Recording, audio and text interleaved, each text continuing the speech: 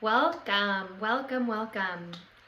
We are looking at one of the great topics of yoga this afternoon, which is an investigation of the three different ways that nature or reality takes form, called the Gunas. And it's really one of these wonderful topics. I can't wait to share it with you.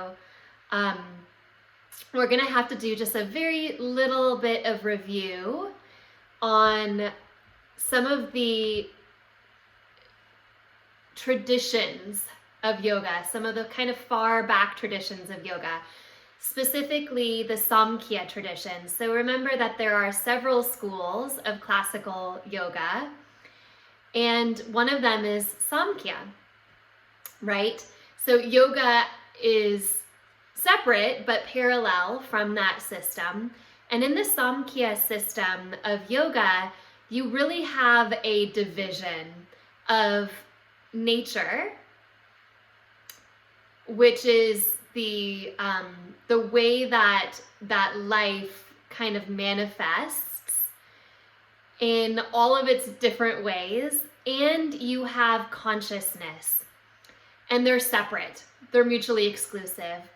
In the yoga philosophies, and especially in some of the later philosophies and in Vedanta, those two worlds kind of unite, they come together. But in the Samkhya system, they're separate. And therefore, part of the influence that we see in the Yoga Sutras of Patanjali comes out of this system.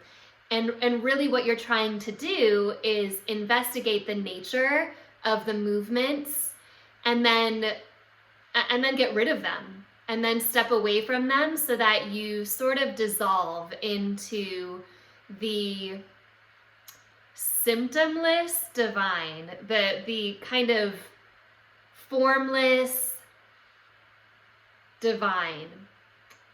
So in order to dissolve into the formless, we have to know what the forms are. We have to know what the nature of form is. And that's where this concept of the gunas comes up. And it does come up in the Yoga Sutras kind of briefly, actually only alluded to in the second pada, but especially 2.18. We'll look at that in a little bit, but it's not brought up that much in the Yoga Sutras. Some place that we see a conversation around the gunas a lot is, for example, in the Bhagavad Gita. And really in so many of these systems where part of what the system is teaching us is to find a sweet stillness state, which we're going to come to see is called sattva. So the sattvic state is the state of sort of sweetness and clarity. The three gunas, or modes of existence, are in order: tamas, rajas, and sattva. Tamas is that aspect of reality that represents darkness, inertia, inactivity, maybe materiality, obstruction, or pain, impurity. It's the muddiness principle, right? It's the heaviness principle. And that is sort of one of the first states of mind, and one of the really hard ones to overcome, right? The second guna, as just an overview here, is rajas. And rajas is, you take the other end of the spectrum from tamas. So if inertia is tamas, heaviness is tamas, rajas is agitation, activity, or overactivity, energy, excitement, passion, and the ego, selfish desires. So really that which tries to control and agitate and is fiery, up and out. And then what balances these two is the third principle called sattva, which is light, balance, harmony, and clarity. You can tell which one we're trying to aim for right off the bat, right? We're trying to come out of tamas and rajas and into sattva. And that's really the point of this conversation. If the philosophy feels like a lot, or the history or the conversation, really just try to feel into, in a somatic way, in a real way, because we are yoga practitioners. We are interested in body, we are interested in mind, we are interested in process. So you can apply this directly to process, right? The things in us that feel stagnant and heavy, the things in us that feel overactivated and agitated, and then this space of clarity in the middle. And how do we find this balance?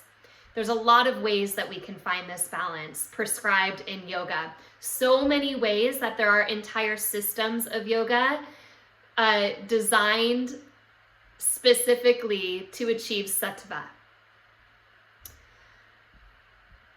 In the Heart of Yoga by Desikachar, which is one of the great classic books and one of the more old school books of yoga, definitely, I think he does a really good job of describing the gunas. He says the movement of the three parts of the mind, the guna, rajas, tamas, and sattva, cause dukkha. Dukkha is darkness, limitation, spiritual blindness. So that which impedes us in the yogic path. So just so you know that term. So what is it that's limiting us? It's these three parts of the mind. Rajas is active, fiery, the one that induces us to act. Sometimes it pushes our mind into a state of constant activity and we cannot be still. That state is characterized by restlessness and agitation, as we mentioned a moment ago. Tamas is the opposite of rajas. It's a fixed, immobile, so you might say depressive, right? Fixed, immobile, heavy state of mind. Sattva is the quality of insight that is white, clear, and transparent. It's a state in which neither of the other two guna predominate.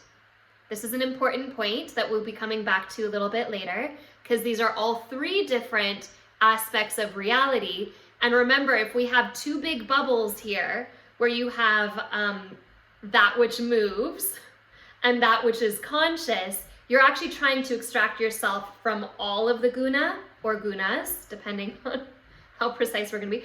But you're trying to extract yourself from all three of these states eventually, including the sattvic state. More on that later. Okay. Our goal is to reduce these two guna until our mind achieves a state of sattva. One of the best analogies, one of the best descriptions to describe this particular topic is taking the image of a flower. Tamas is the seed. All parts of the flower are important. Tamas is the seed. Rajas is the stem. Sattva is the flower. Think of a seed full of locked-in potential and latent energy. I'm quoting from Nick Hyman here. A seed is in a state of tamas. It needs the right conditions to begin to germinate. The natural movement toward the plant's fullness is rajas. And sattva is itself the joy of blossoming. Since the play of manifestation is cyclical, every form eventually merges back into the earth to create new forms. We can take this metaphor a step further and say the plant's roots are in the ground of nirguna, which means without attributes. So, right, guna, all things in existence, nirguna, without attributes. When sattva is strong in us, the qualities of lucidity, tranquility, wisdom, discrimination, detachment happiness and peacefulness arise. According to yoga, the purified mind is the faithful servant of the true self. Spiritual practice, including yoga, meditation, and self-inquiry, cultivates sattva, balancing rajas and tamas.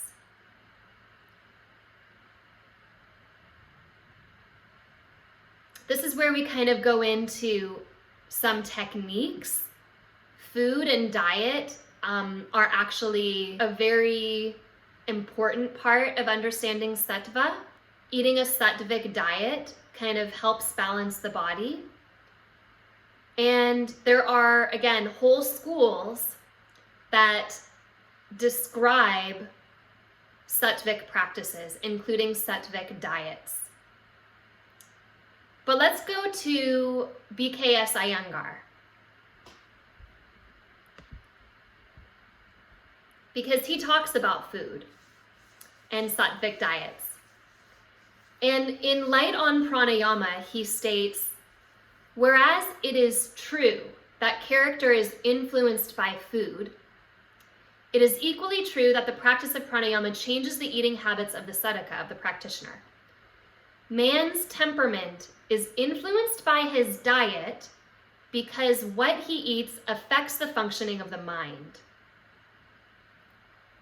Sattvic, classically vegetarian food, sattvic vegetarian food, however, may be taken by tyrants with disturbed minds, full of hatred, yet they remain rajasic or tamasic.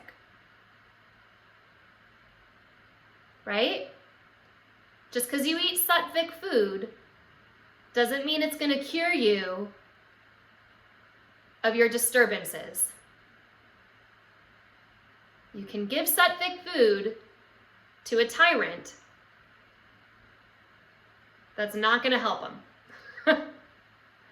In the same way, noble characters like the Buddha or Jesus may not be affected by the type of food offered to them or by those persons who give it, though they would normally be regarded as tamasic.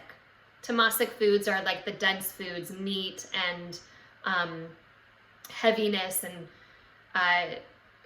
there's spices, it's all sorts of things, right? So noble characters may not be affected by the type of food offered to them or by those persons who give it.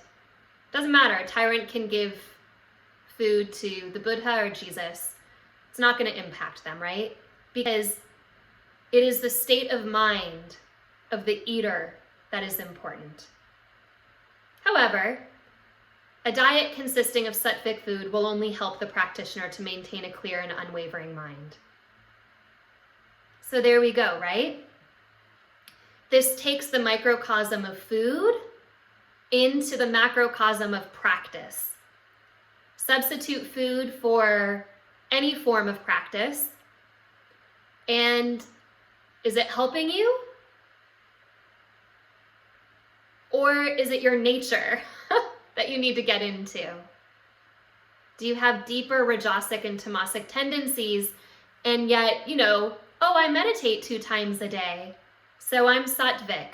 No, you're practicing sattvic activity, but if all day long you're yelling at the people around you, trying to control the world around you,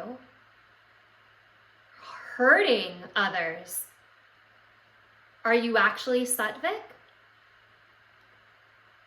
And equally, somebody whose mind is sattvic, you can throw a whole bucket of crap their way and they stay sattvic, right? So we have practices that help us, but what really matters at the core of it all is our inner mind. Iyengar does also say in Light on Pranayama, do not eat when emotionally disturbed. While dining, talk well and eat wisely. See, it's more about our behaviors than our practices. It's about our behaviors. When a noble frame of mind prevails while eating, all but poisonous food is sattvic, right? Poisonous food is never going to be sattvic, but everything else is going to be sattvic.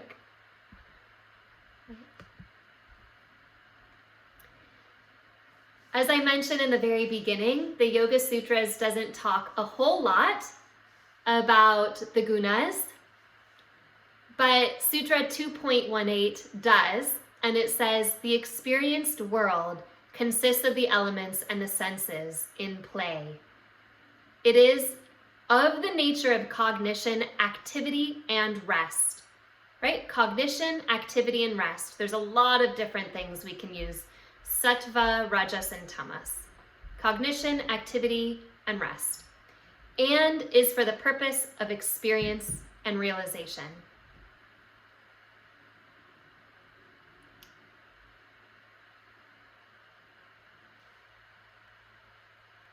When we look at the three gunas, and we are certainly trying to overcome tamas and rajas. In some sense, there's a slight bias in there or a slight hierarchy in there of trying to achieve the sattvic state, which is a clarity state and a peace state. And in that sense, yes, you are actively in your self-investigation process trying to move away from these extremes of extreme agitation and extreme inertia or depressiveness and toward clarity.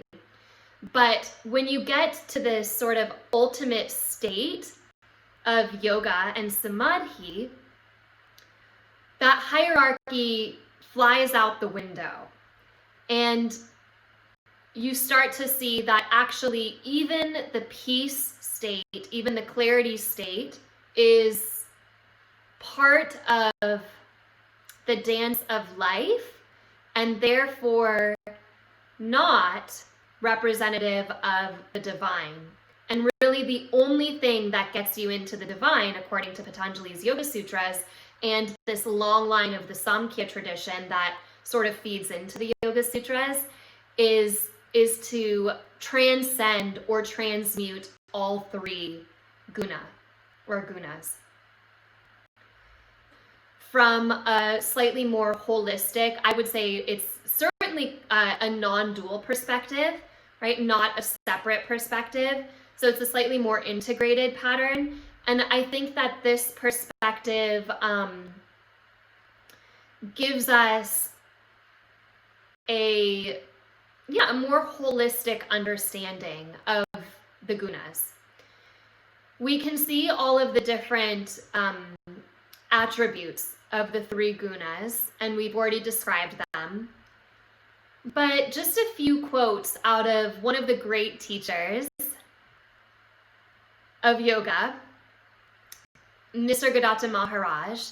He states in his book, I Am That, like water is shaped by the container, so is everything determined by conditions or gunas. So you can think of the gunas as that which conditions life, that which is sort of the bedrock of our lived experience as individuals, as people, thought, emotion, movement, and interaction. He says also, meditation is a sattvic activity and aims at complete elimination of tamas and rajas. Pure sattva, or harmony, is perfect freedom from sloth and restlessness. So you can start to see that meditation has been prescribed for thousands of years, specifically because of this philosophical underpinning, where we are observing what the mind can do and how the mind can swing. And so what do you do when you know that the mind swings between agitation and heaviness, dullness and agitation? You try to find the middle. And so meditation is the prescription for finding the middle.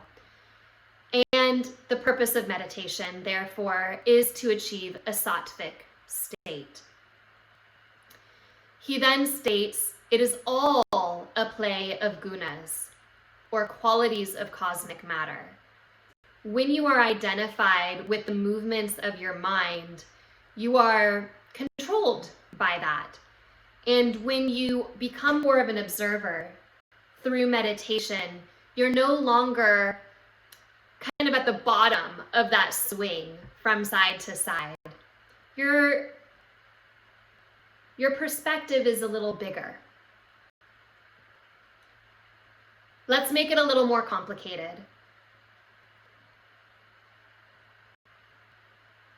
Classical yogis, out of some of these traditions, these really old traditions that go back thousands of years, thought that the only way to transcend the mind was sit in meditation, achieve a sattvic state, and as an ascetic, clear away anything that is not the divine,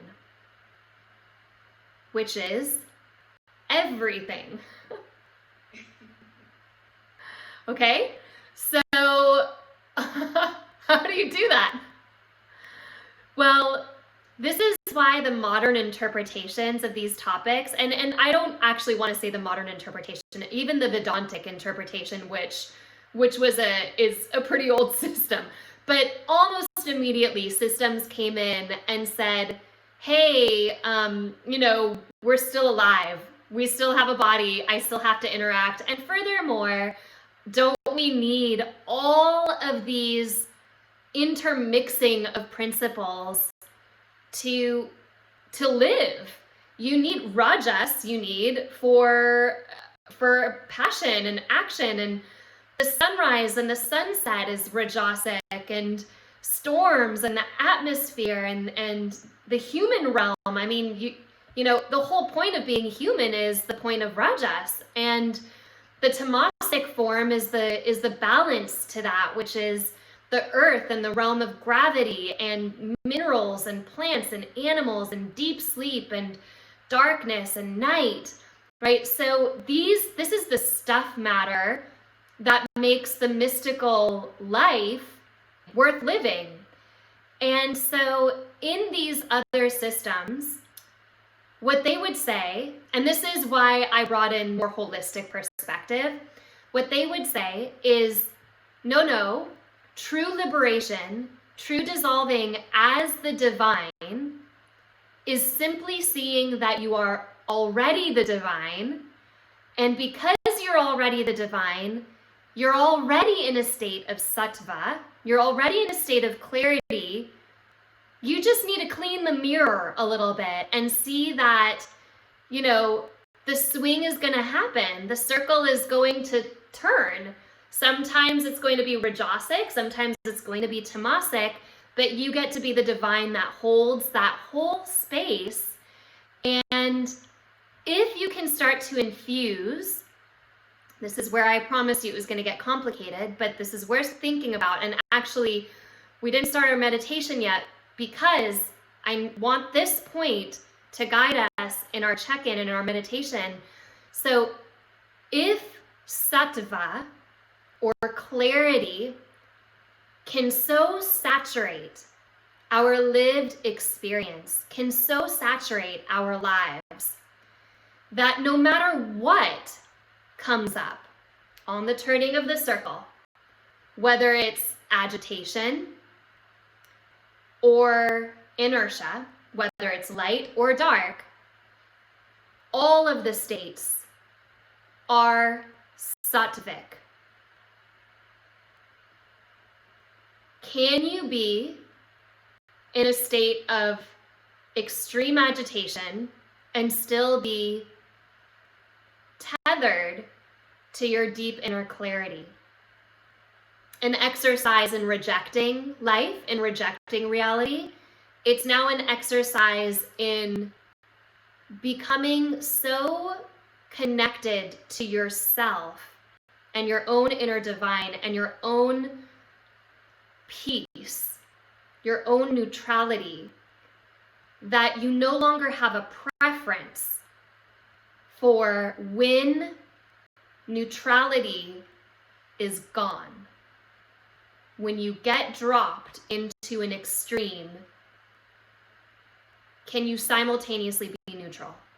Isn't this week a good week to try this one? When we are dropped into extremes, when we are tossed around the circle, can we stay the hub at the center that doesn't move? The wheel spins around it. The center doesn't move. Do you see how this is a much more holistic understanding of this principle? I love it. Let's practice some radical acceptance in our meditation. Any position you want. I'm going to start to break a little bit with tradition here. Because sattva is available to us in all states, in all places, in all forms, in all body positions, you can sit up and meditate. You can lie down and meditate. You can keep your eyes open and meditate. You can be reading a book and meditate. You can be going for a walk and meditate. You can be in an argument with a loved one and meditate. So if you're doing one of those things, continue doing one of those things. If you'd like to close your eyes and direct your attention inward, close your eyes and direct your attention inward. But don't put a boundary on yourself for what balance can touch.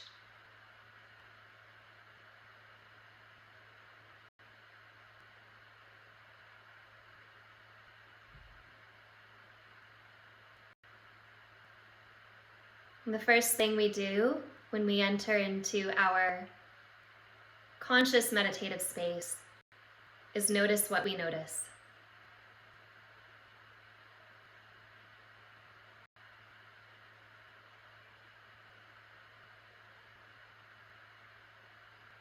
Notice the felt sense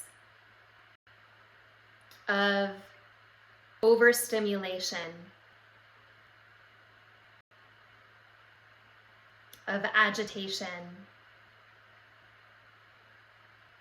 Maybe you even have some of that in your body now, but even if you don't feel it right now, as a human and a fellow earth inhabitor, we can all agree that we know that feeling. Nobody's exempt.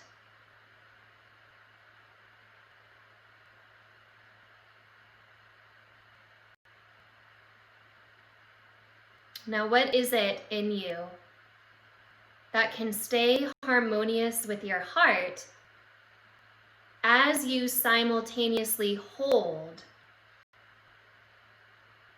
that agitation, as you simultaneously saturate into the lived experience, which granted is sometimes very unpleasant?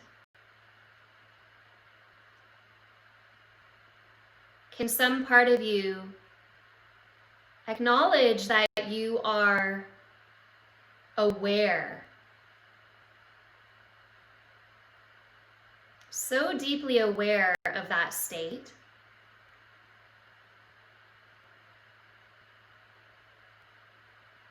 that the awareness itself is complete?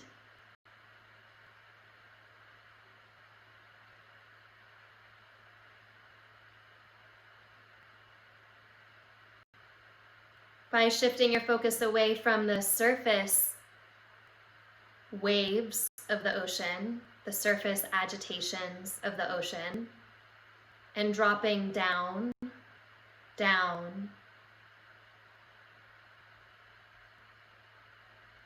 into that giant spaciousness of balance and awareness.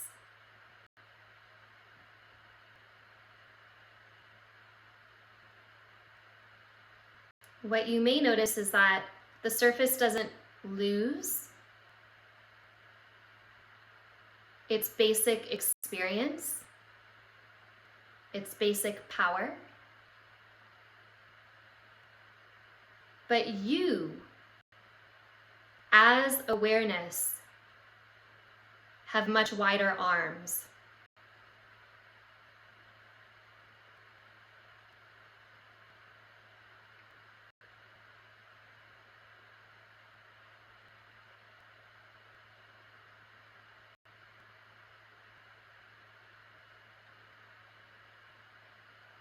Begin to notice the opposite end of the spectrum, that in you which feels heavy, stagnant, stuck.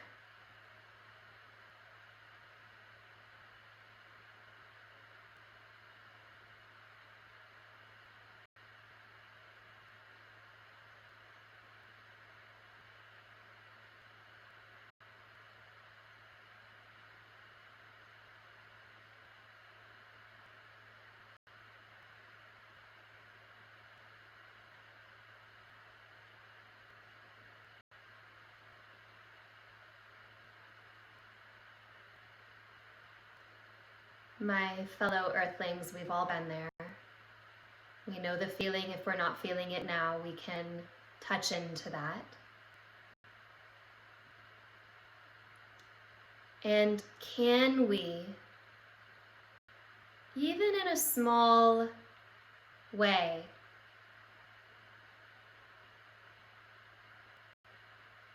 notice that our awareness is still present, is it not?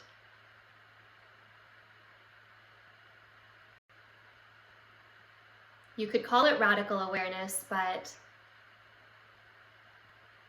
it's quite simple. You could call it radical acceptance, but isn't it just observation? And isn't there power in the simplest form of observation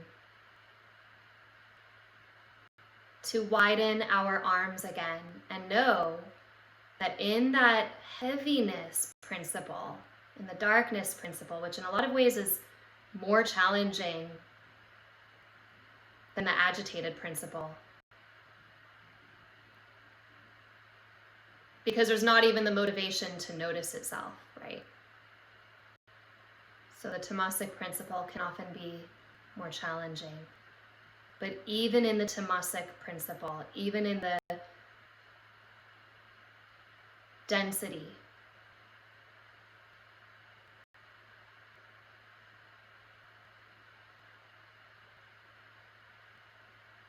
there is the availability of awareness in its brilliant way to be balanced, to attend to itself. And in doing so, to become bigger.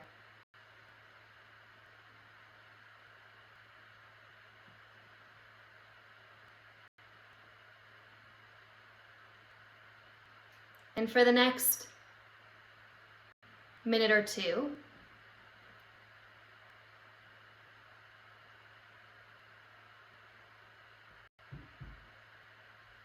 think about how these forms play with each other. Day turns to night. Transition cycles. Movement moves.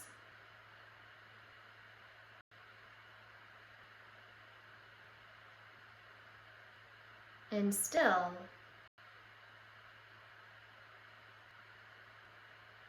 the divine of awareness stays large enough to hold all of itself.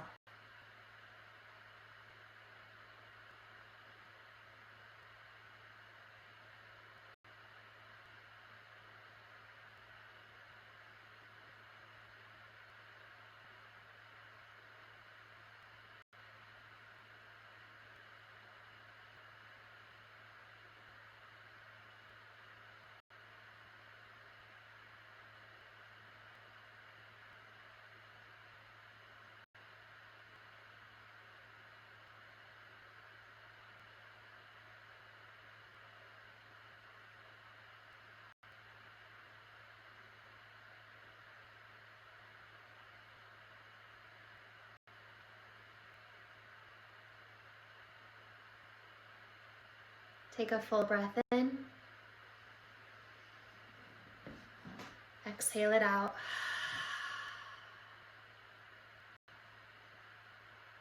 And bring yourself back.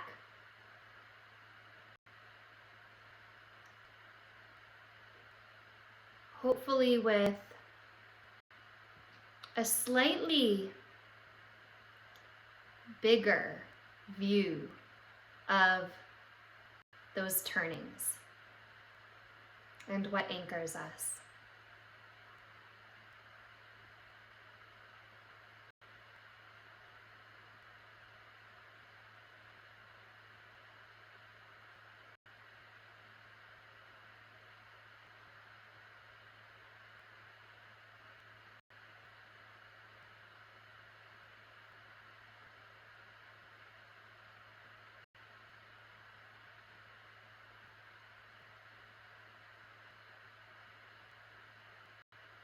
Clarity is voiceless, soundless. It's very popular, especially in psychotherapy from the past 50 years. Not currently right now, but certainly many of the traditions that birthed psychotherapy to pay attention to the witness, right? And I guess depending on your definition of the witness, there's an argument to be made that that inner dialogue of witness, or that inner watchfulness of witness, might be aligned with this Sattvic principle. But most teachers in the yoga tradition would say that the witness is still the mind. It's still the ego. If it's talking to you, it's still the mind. If it's talking to you, it's still the body. It's still the emotional state. It's still the mind. When we refer to awareness, awareness never leaves you.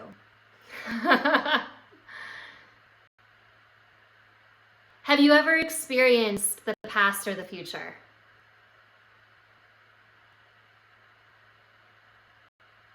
Okay. Have you ever experienced the past or the future in a place that's outside right now?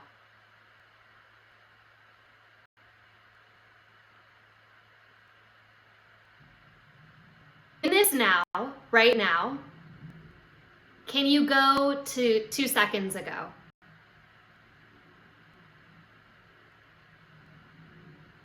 No, you can't. Because if you do, it's a thought in your mind about 2 seconds ago that's happening right now.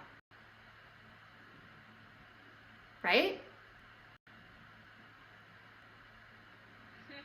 You have never been anywhere except now. You have never been anywhere except here now. It's here now is the same. Here now. You've never been there. Even when you go to an early childhood memory, you're doing so from here now. Who is me? What is me? It's a worthy question. I mean, we assume that we're a me our whole lives, right? It's a worthy question. In fact, if we haven't asked the question, who am I? At least at some point in our life, I'm truly flabbergasted, you know? So what is the me? Like if it's the I, and the I is here now, and then if that I that is here now has never actually experienced a there then,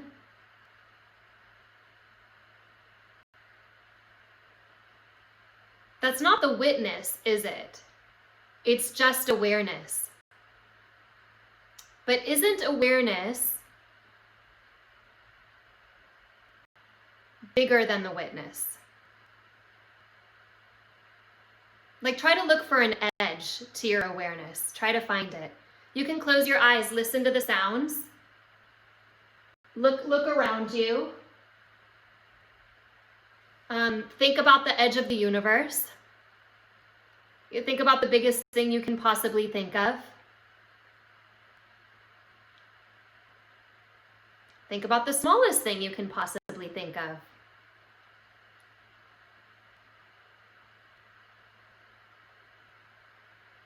On some levels, if you're much more comfortable just, like living your life as a human, then investigating into the nature of your witness state is deeply therapeutic, deeply healing, because you're stepping out of that front range where the waves are dancing and you're tossed around in your little boat and you're, like agitated. If you can just step back a step into the witness layer, so to speak, then it's deeply healing. It's deeply releasing.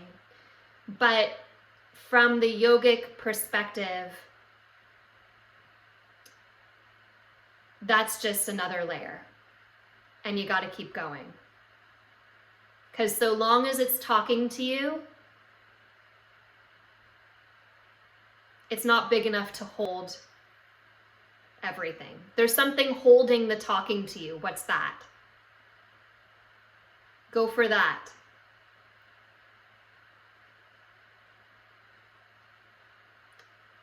Going for the witness is deeply healing. It's a great place to go. In fact, I think that's one of the reasons therapy is so effective, because we're actually witnessing each other. We're witnessing each other's traumas. And don't we need each other for that? We never stop needing each other for that. We still need to witness each other. We need trauma release. If you don't, there's no point in being here. No point in having this body, having this life. Ramana Maharshi just kind of sat in his cave and let his body waste away. You don't care about anything. Bugs crawl on you. They start eating you. You don't care. There are sages like that. And unless somebody shows up to tend to their physical body, they're not going to make it too long. Right?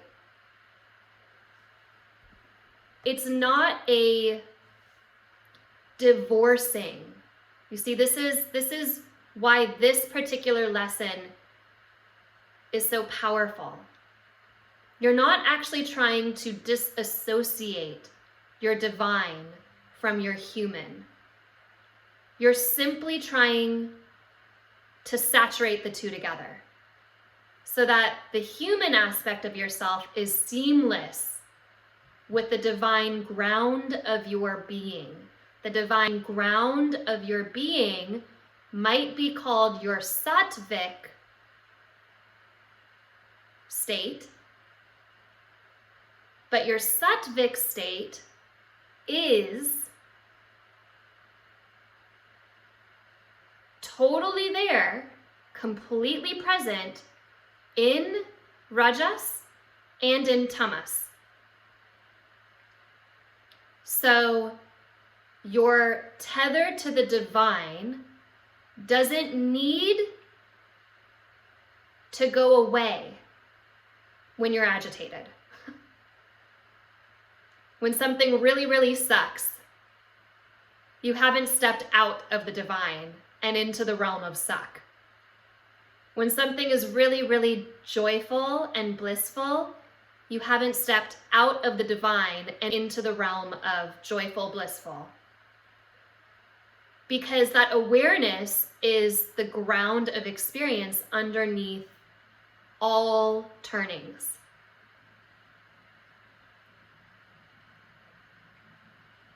But it is worth investigating it. It is worth asking the questions. And especially the question, who am I? What am I?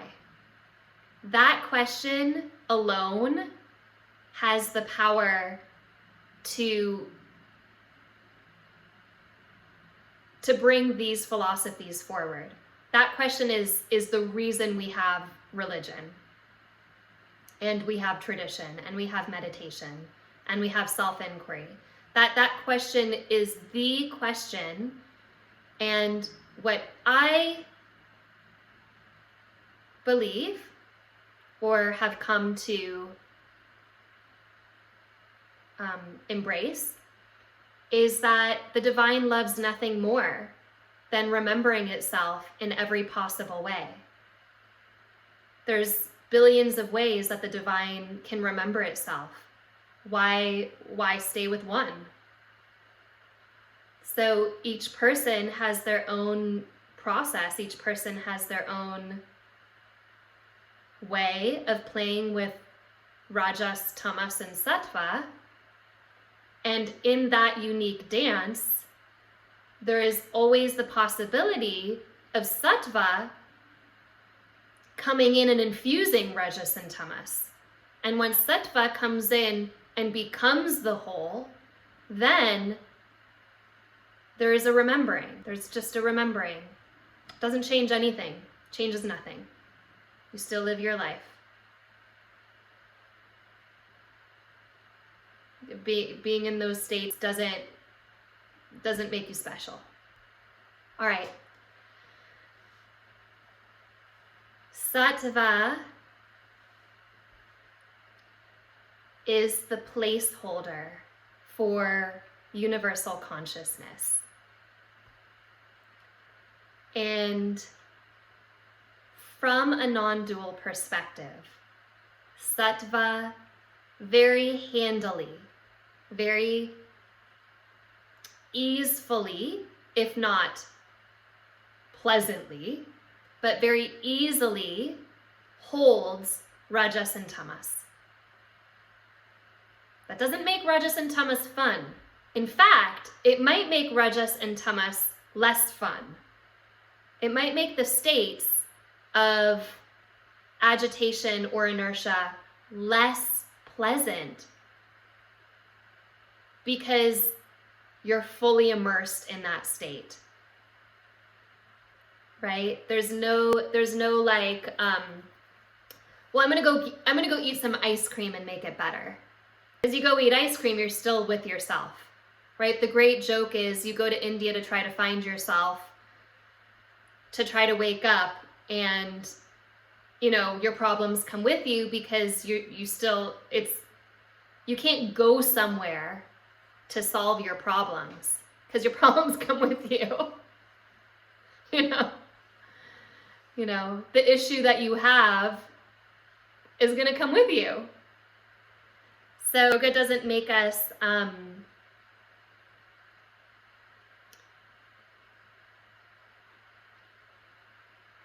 less susceptible to the turnings of life. It makes us more attuned to the turnings of life, which actually makes us more vulnerable in some ways to the turnings of life. And boy, do humans love to desensitize. So the yoga process is not about desensitization. It's about resensitization. The gunas are important because they are the play of life. The gunas are important because they are the stuff of life. Developing any practices that brings you more clarity, more balance, that's a good thing. But then at a certain point of clarity and balance, of having achieved that revelatory, balanced state, may we drop that balanced state back down into the swing. May we integrate holistically our practices towards sattva so that the whole circle is sattva. Let's just do a very brief breath or two honoring yourself. The divine likes nothing more than to talk about itself.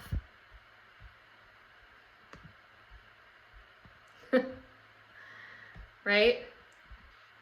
Bringing your hands together in front of your heart. Close your eyes or open them.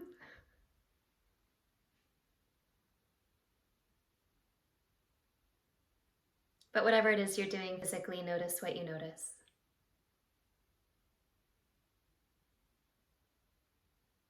Notice all of yourself.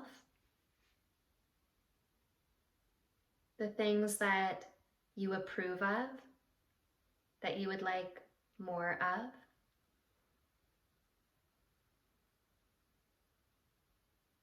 Notice those other tendencies that perhaps you disapprove of, that you would like less of. Maybe they fall under that tamasic or rajasic category.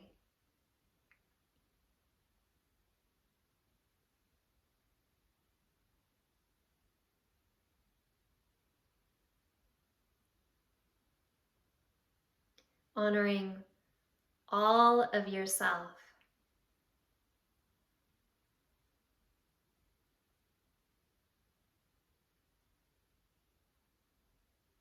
Honoring all of yourself. Take a breath in. Exhale it out.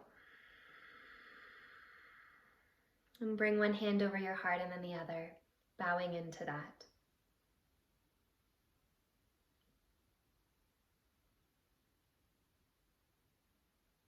And coming back in. Hatha Yoga Anushasanam, Yogas Chitta Vritti Nirodha. Here begins your practice. Namaste.